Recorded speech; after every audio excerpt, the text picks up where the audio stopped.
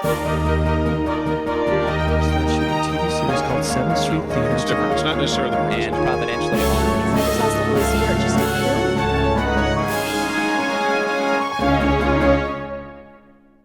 few. Hello, this is Cheryl Arias Wicker with Christian Movie Connect, and today we are with Nicole.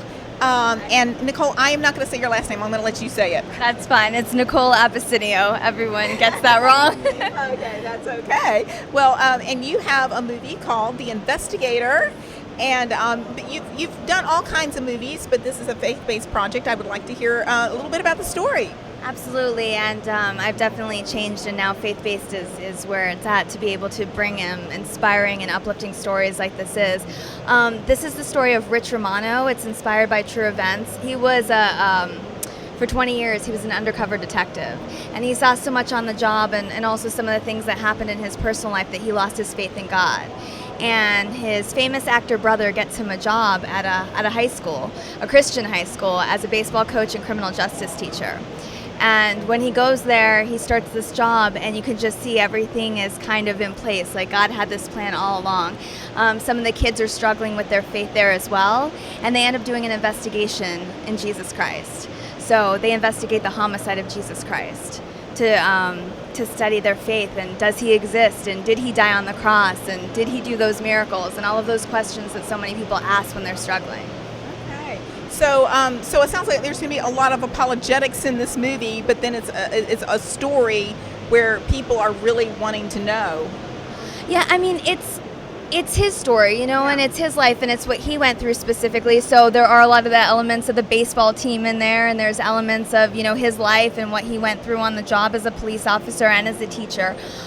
We really touch on those things, and we, how do I want to say, it's for people to make the decisions for themselves, and it's for people to investigate for themselves. So the entire movie is not about that. It's a part of the movie, and it's a part of his journey, as it is of all, of all of us. So how did you find this story?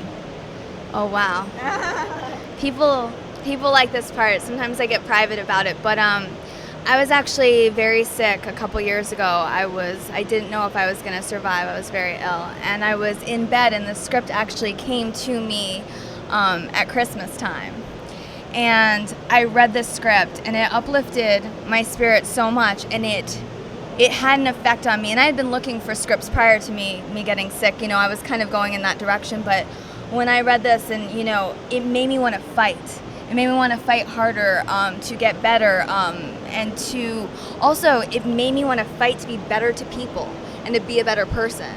And that was why I became so committed to the film, because when you're doing a feature, I mean, it takes years. It's been 2 years straight, and we've got now another year, and so I hope that does that for for other people. There's one specific scene in the movie that is so real, and you just see it, and you're like, that's God. That is God coming down and speaking in your life like He does to all of us in different ways at different times. Yeah. Well, I know that you're. Just in the brief time that we've communicated, I can tell that you're someone who really relies on God's direction in everything that you do. So you had some really neat God moments during the filming of this movie? Oh my gosh. I've just had neat God moments overall.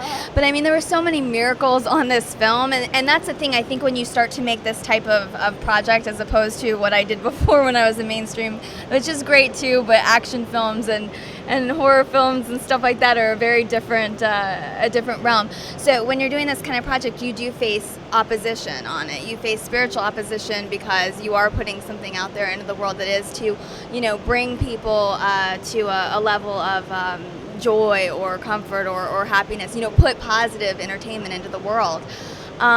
So just being able to have the opportunity to do the project in itself, I mean, I always say God is the best boss. He's a better producer, he's a better boss.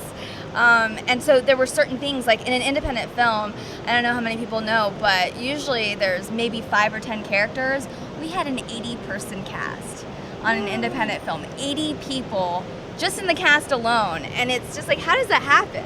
How were all these people here? We were a small crew of, maybe 35 people instead of 200 that you get on a studio.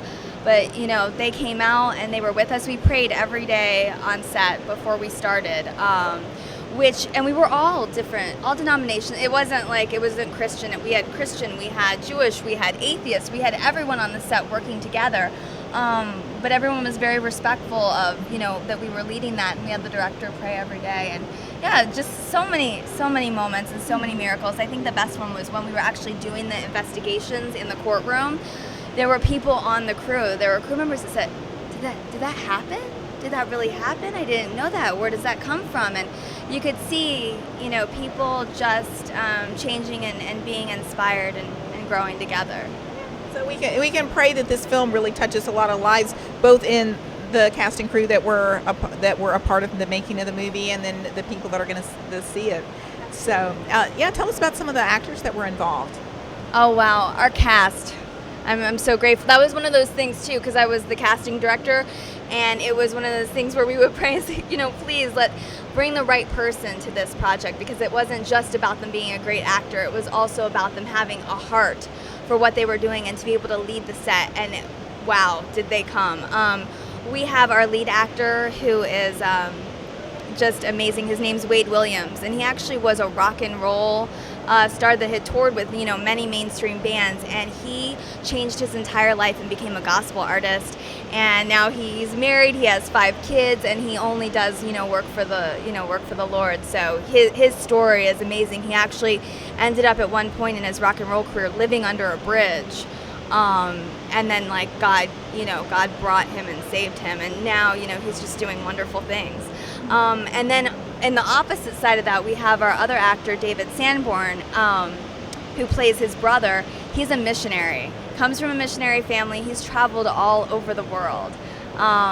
He does this show called Judah Ben-Hur. I think it's been on Broadway, and just different.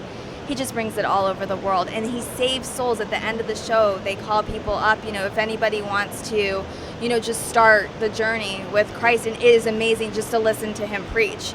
It's unbelievable. And just to see their show, it's musical, so. And they bring it to third world countries. They bring it to Muslim countries and teach people about Christ there, so. Yeah, okay. All right, so tell me when we can expect to see this movie. September 2013, we're opening limited release theaters, so looking forward to that. And then we'll see how we do. If the theater's not already in your town, you can bring it to your town. We're calling it a 1013, which is an officer needs assistance. So our main cities will be opening, and then we'll expand from there, and we'll see how it does. But then we'll be worldwide DVD, VOD, and television. Fantastic. Well, we're looking forward to it. And thank you for watching today on Christian Movie Connect, and tune in again next week.